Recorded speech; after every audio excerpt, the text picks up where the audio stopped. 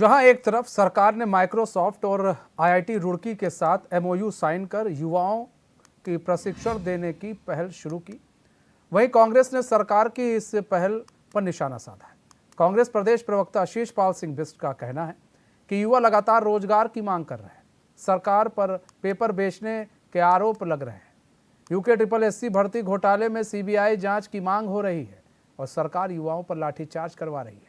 शिषपाल सिंह बिष्ट ने कहा कि सिर्फ युवा महोत्सव करने से कुछ नहीं होगा, सरकार को रोजगार के आंकड़े सामने रखने चाहिए।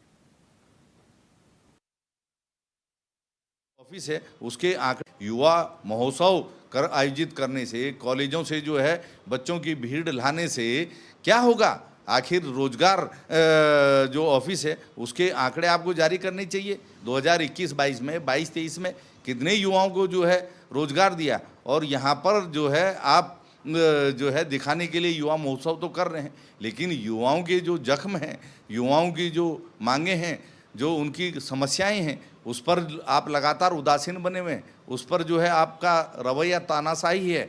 जब तक आपका रवैया नहीं बदलेगा, युवाओं की समस्याओं को आप नहीं समझेंगे और उनको रोजगार नहीं मिलेगा, तो तब तक तो जो है ये युवा महोत्सव आयोजित करने का मुझे नहीं लगता कि कोई फायदा हो। तो हमारे साथ मोहन काला जुड़ चुके हैं, कांग्रेस के प्रवक्ता सचिन गुप्ता जुड़ चुके हैं, बीजेपी के प्रवक्ता। आप दोनों ही मेहमानों का बहुत बहुत स्वागत है चैन में। सबसे पहले मोहन काला जी आपका रुख कर लेते हैं। मोहन काला जी, बीजेपी युवाओं के लिए महोत्सव का आयोजन कर रही है, एक पोर्टल भी लॉन्च किया गया है, ऐसे में किस तरह से इस पूरे महोत्सव को आप देख रहे हैं?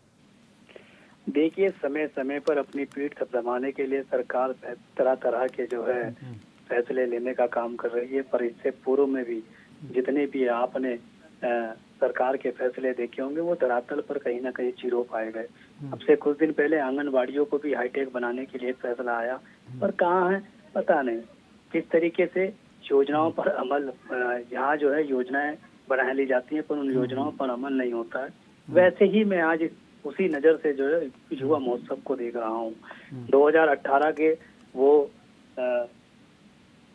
लाखों करोड़ों के एमओयू वो कहीं से छुपे नहीं है। 2018 में जो इन्वेस्टर समिट के माध्यम से हुए थे, अभी कुछ दिन पहले इन्वेस्टर समिट ग्लोबल की बात हो रही थी, जिस तरीके से विदेशी धरती पर भी मुख्यमंत्री जी जो है बातें कर रहे थे।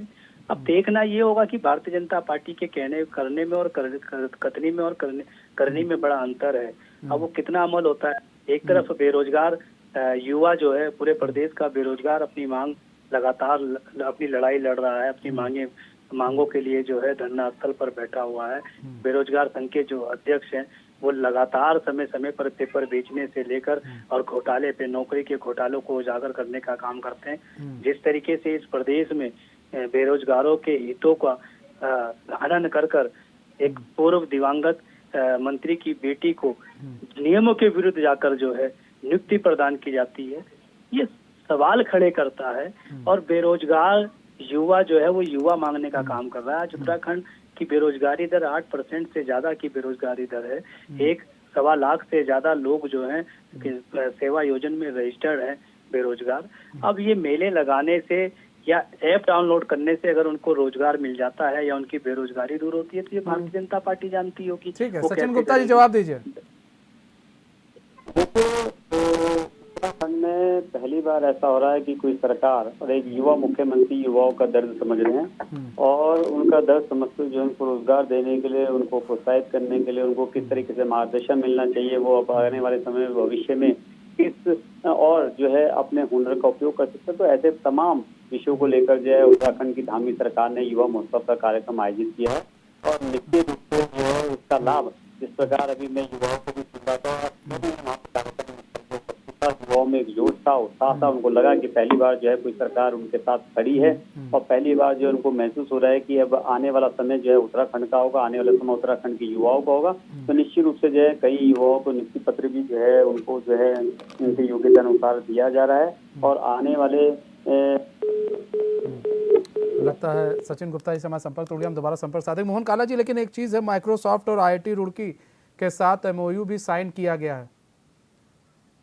लगता है मोहन काला जी से भी हमारा संपर्क टूट गया है, हम दोबारा संपर्क साधने की कोशिश करेंगे। तो देखिए, एक तरफ युवा महोत्सव किया जा रहा है और जो सीएम धामी हैं वो कह रहे हैं कि युवाओं को लगातार रोजगार दिया जा रहा है। उनकी कोशिश भी है कि ज़्यादा से ज़्यादा युवाओं को रोजगार दिया जाए और ये रोजगार उनको कैसे मिले, उस दिशा में जो है सरकार काम कर रही है, कैसे उनको रोजगार दिया। अब देखिए, इसको लेकर माइक्रोसॉफ्ट और आईआईटी रुड़की से भी एमओयू साइन किया गया है।